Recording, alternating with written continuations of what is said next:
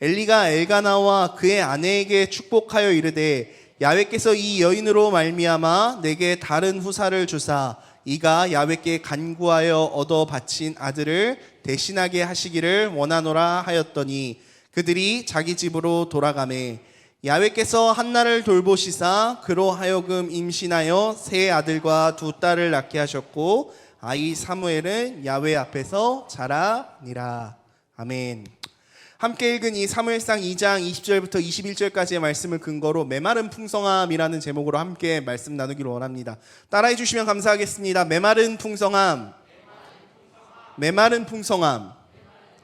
네, 어떻게 메마른데 풍성할 수 있을까요? 한번 이야기를 들어봐 주시면 좋을 것 같습니다.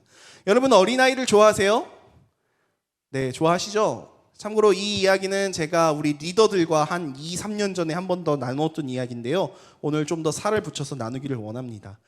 아마 지금 이 4부 예배에 참석하신 성도님들께서는 오전 시간대에 교회 학교에서 또 성가대에서 많은 부서에서 봉사를 하시다가 지금 이제 후에 주일 예배를 드리러 나오신 분들이실 거예요. 저도 어릴 때부터 그 어린아이들이 너무나 좋았어요. 그래서 20살이 되자마자 교회 학교에 가서 열심히 교사로 봉사를 했던 기억이 있습니다. 교사로서의 부르심과 가르침에 대한 은사와 뭐 이런 것은 전혀 모르겠고 그냥 단순히 아이들이 좋다라는 이유만으로 교회 학교에 쫓아가서 저도 교사하고 싶어요 이렇게 했는데 당시 아이들로부터 제가 얼마나 열렬한 사랑과 관심을 받았는지 여러분은 아마 모르실 겁니다. 여러분들은 저를 막대하시지만 저는 그 당시에 많은 사랑을 받았어요.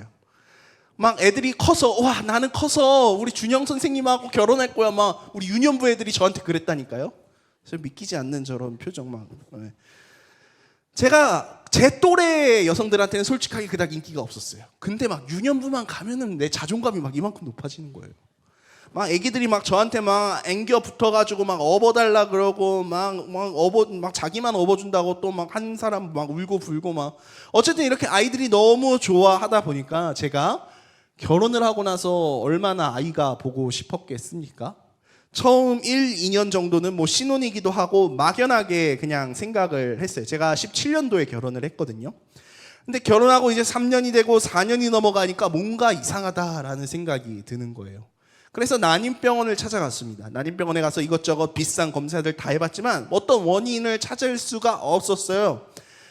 그래서 결국 이제 난임병원에서 시험관 시술을 권유받았고 그래서 시험관을 했습니다. 그때 이제 시험관 1차 수를 하면서 생각했어요. 와, 내가 이제 시험관까지 하는데 이제는 내가 비로소 내 아이를 만나볼 수 있겠구나. 근데요, 시험관 후에 그 결과를 듣기 위해 만난 의사 선생님에게서 들은 말은 죄송하다. 이번에는 어려울 것 같다. 라는 말이 계속 반복되더라고요. 그게 한 번, 두 번, 세 번, 네 번. 점차 지쳐져 가고 그 사이에 무려 5년이라는 시간이 흘렀습니다. 아내한테 이야기했어요. 야, 우리는 하나님께서 우리에게는 아이 안 주시려나 보다. 그냥 우리 포기하고 그냥 우리 둘이 행복하게 잘 살자. 이렇게 이야기했는데 우리 와이프가 한 번 막 울면서 그래도 한 번만 더 해보자 라고 이야기하더라고요. 정말 기도하고 고민하는 끝에 정말 마지막이다라는 심정으로 했고 시험관을 했고 그 결과물로 지금 저희 집에는 눈에 넣어도 아프지 않은 딸 아이가 한 명 있습니다. 얼마나 귀엽고 사랑스러운지 모릅니다. 지금도 가끔 와이프가 옛날 이야기하면서 이렇게 웃으면서 이야기해요. 아유 그때 내 말 듣고 하기를 잘했지 뭐 이러면서 네 포기했으면 어쩔 뻔했어 뭐 이런 이야기를 주고받습니다. 제가 그렇게 이제 아이가 생기지 않아서 많은 시간 동안 고생을 했는데요. 오늘 본문에도 저와 비슷한 처지에 처했던 한 여성, 한 가정이 나옵니다. 사무엘상 2장에는 저와 같이 간절하게 아이를 바래왔던 한 여인과 한 목회자 가정이 등장하는데 그 이름이 바로 한나의 가정입니다. 여러분 잘 아실 거예요. 한나. 그 한나가 사무엘을 낳았죠. 그렇죠? 그리고 대제사장 엘리라는 당시의 제사장이 나옵니다. 한나라는 여인과 그의 아들 사무엘 그리고 당시 대제사장이었던 엘리 바로 이 세 사람이 오늘 본문의 주인공입니다. 성전에 나와서 하나님 왜 저에게는 아이를 주시지 않습니까? 라고 울며 불며 기도하던 한나를 향해 엘리가 평안히 돌아가라 하나님께서 네가 구하는 그것을 허락하시기를 원하노라 라고 엘리 대제사장이 얘기하고 선포하니까 한나가 아멘 하고 들어가서 사무엘을 낳았더라 라는 그러한 놀라운 이야기이죠. 훗날 이 사무엘은 이스라엘의 첫 번째 왕을 기름 부어 세우고 하나님의 사람으로서 크게 쓰임받는 사람으로 우리 사무엘이 자라났더라. 이 이야기가 오늘 본문의 이야기인데요. 특별히 오늘 이 이야기 중에서 오늘은 엘리 제사장이라는 이 인물에 대해서 함께 좀 고민을 해보고자 합니다. 오늘 성경의 배경은 사사시대입니다. 사사시대. 사사시대 어떤 시대인 줄 다 아시죠? 각자 자기 소견에 옳은 대로 살았던, 왕이 계시지 않았던, 하나님이 없이 그냥 내 소견에 내가 하고 싶은 대로 원하는 대로 그냥 살았던 그런 시대. 당시에는 대제사장이라는 직분이 있었는데 이 대제사장 굳이 오늘날로 비유하면은 아마 교황과 같은 인물에 비유할 수 있지 않을까 조심스레 생각해 봅니다. 당시에 수많은 제사장들이 있었어요. 오늘날 수많은 목사님들이 있는 것처럼 수많은 제사장들이 있었는데 오직 단 한 사람만이 대제사장의 직무를 맡을 수 있었습니다.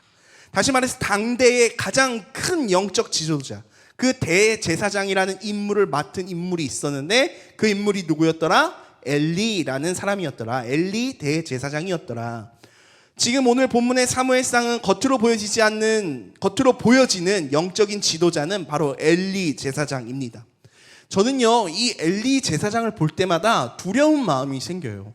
왜 두렵냐면은 그 사람의 직분과 위치와 당대를 대표했던 대제사장이라는 그 타이틀이 말이죠, 그 사람을 저절로 순종의 자리로 이끌고 만들어주지 못했을 뿐만 아니라 그런 높은 자리에 있는 사람일수록, 그런 중요한 자리에 있는 사람일수록 시간이 가면서 영적으로 퇴보되고 후퇴되고 이럴 경우가 되게 많더라라는 것을 보기 때문입니다.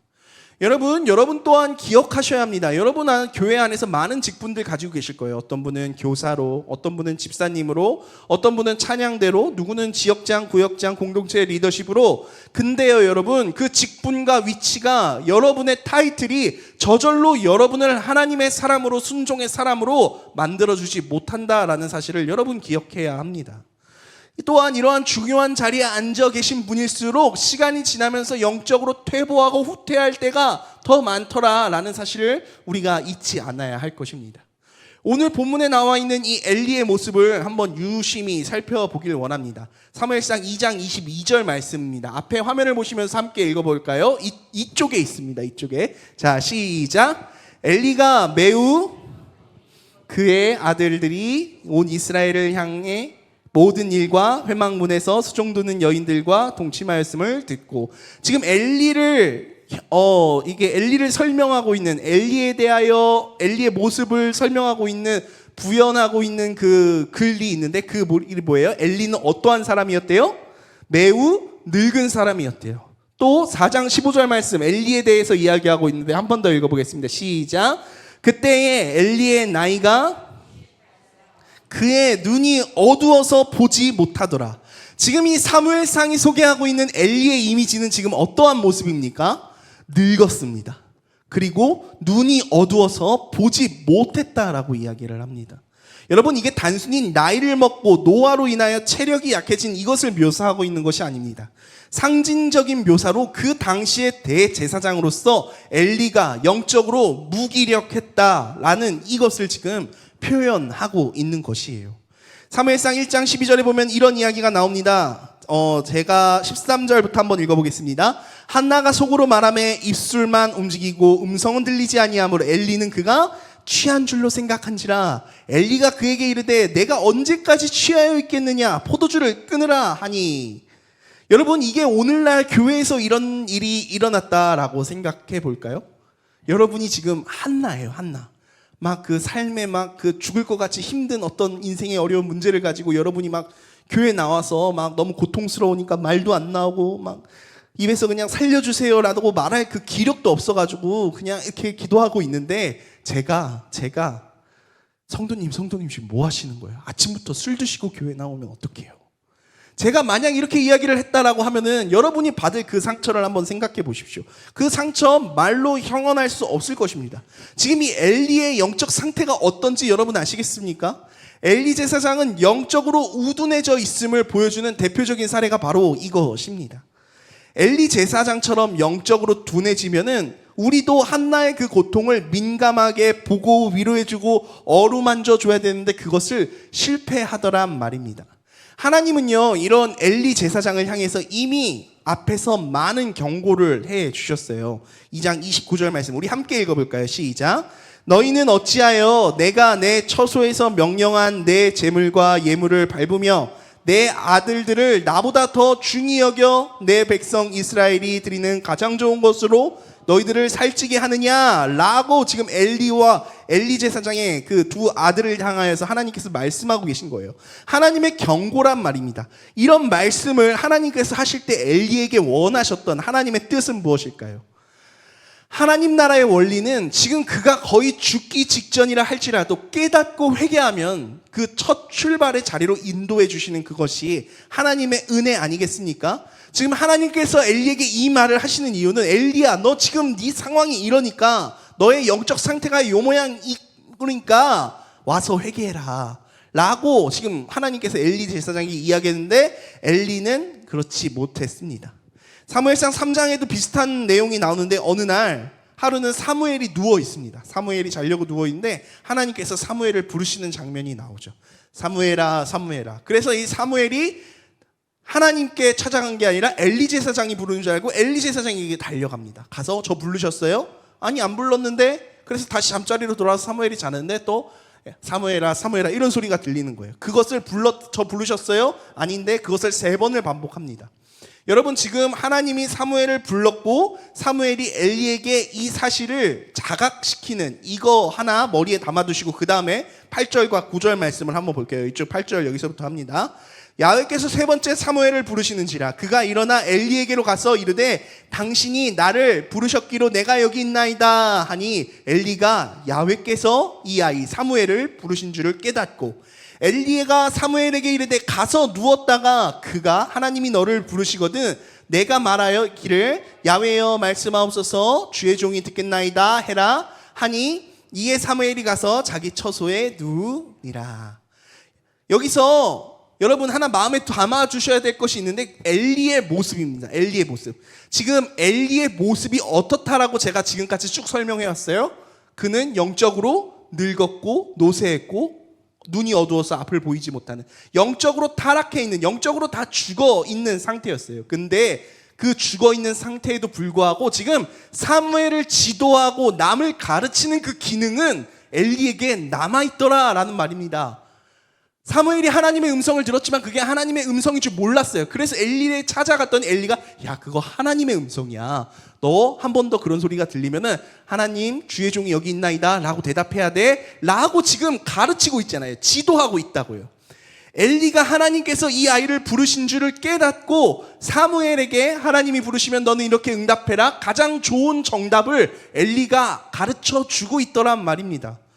그뿐만이 아니죠. 서두에 말씀드렸던 것처럼 아이를 갖지 못했던 그 한나라는 여인, 그 고통 가운데 있는 이 한나라는 여인에게 평안히 가라. 이스라엘의 하나님이 네가 기도한 그거, 네가 구했던 그것을 너에게 허락하시기를 원하노라 라고 엘리가 딱 선포하니까 엘리 제사장이 선포하고 난 이후에 한나가 사무엘을 낳았고 그 아들을 엘리에게 맡겼더니 엘리가 또 엘가나와 그 한나 부부를 축복하니까 또 임신을 해가지고 아들을 3명이나 낳았고 딸을 2이나 낳았다라는 내용이 오늘 본문에 나옵니다. 20절 말씀 한번 볼까요? 20절 제가 한번 읽어볼게요.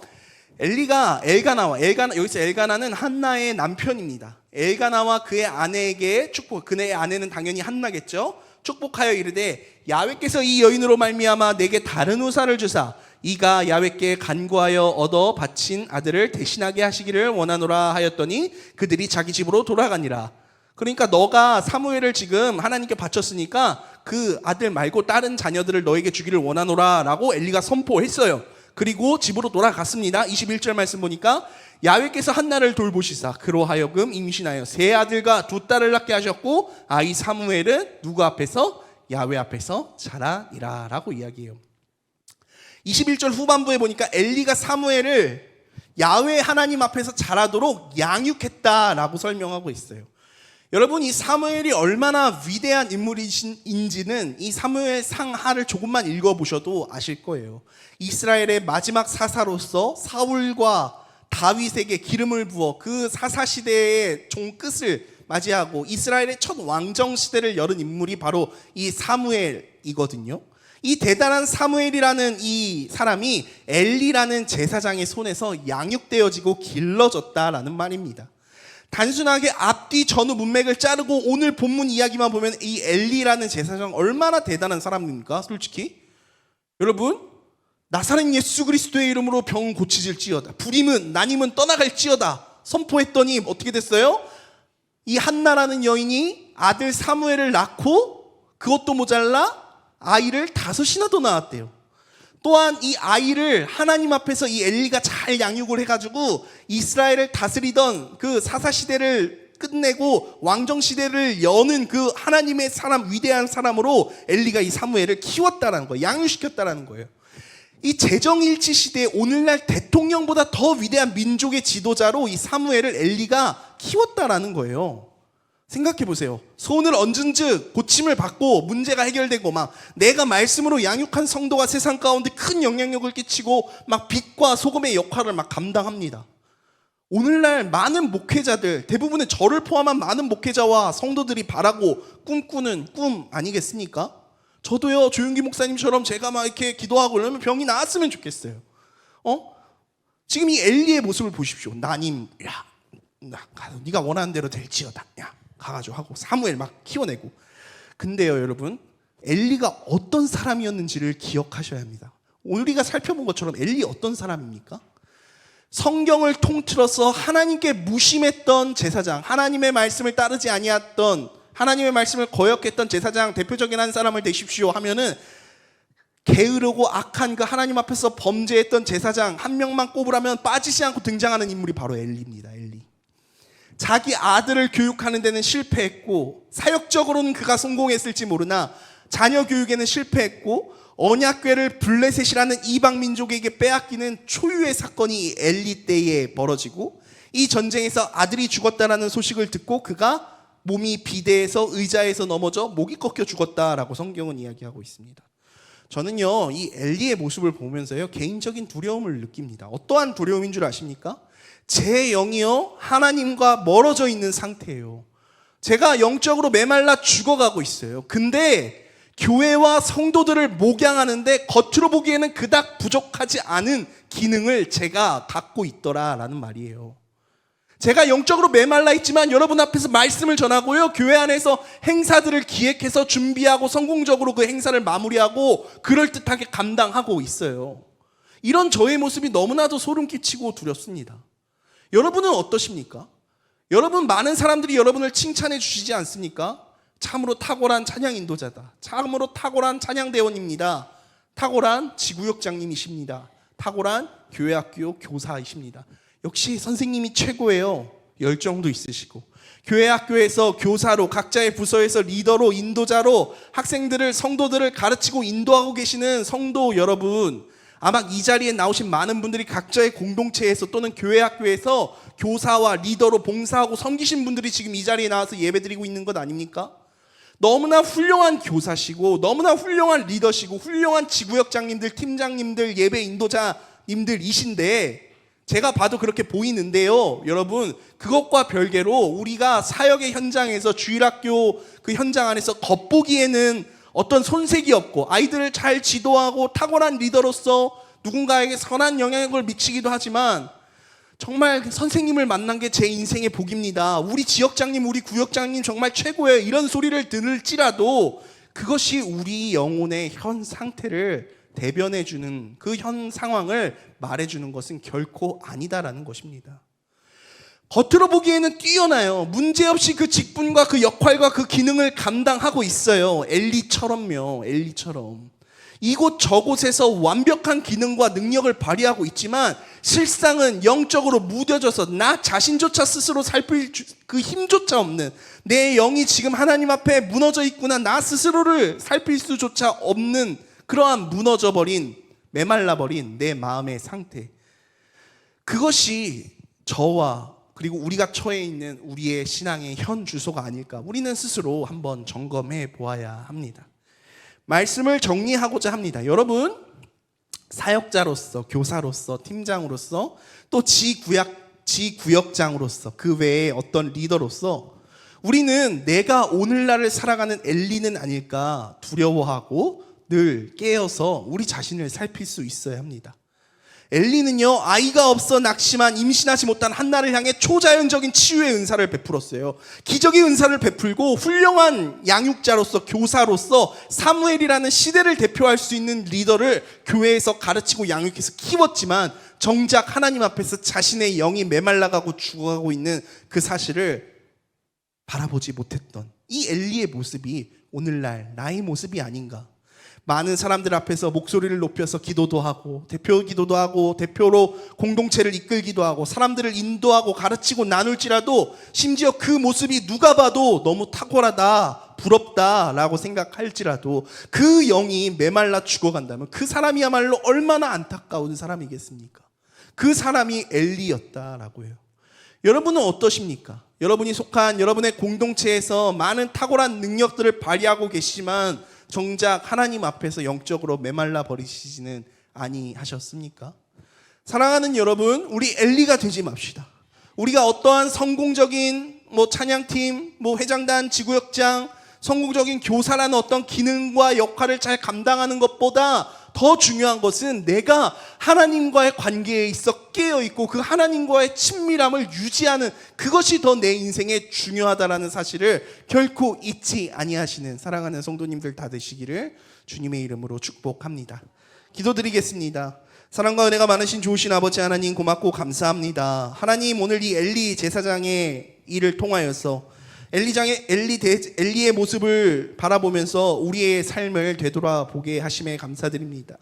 하나님, 우리를 부르신 우리의 공동체에서, 또 우리의 가정에서, 우리의 교회에서 내가 어떠한 기능적으로는 완벽한 모습을 보인다 할지라도 혹여 내가 하나님과 그 관계가 무너진 그 영적으로 메말라버린 엘리야와 같은 사람이 아니었는가, 내 자신을 먼저 살피게 하시고, 하나님, 다른 어떤 것보다 하나님과의 친밀함, 그것을 위하여 내가 힘쓰고 애쓰며 나아가는 나의 삶이 될 수 있도록 주님 축복하시고 함께 하시고 도와주시옵소서. 감사드리며 모든 말씀 살아계신 예수님의 이름으로 기도드리옵나이다. 아멘.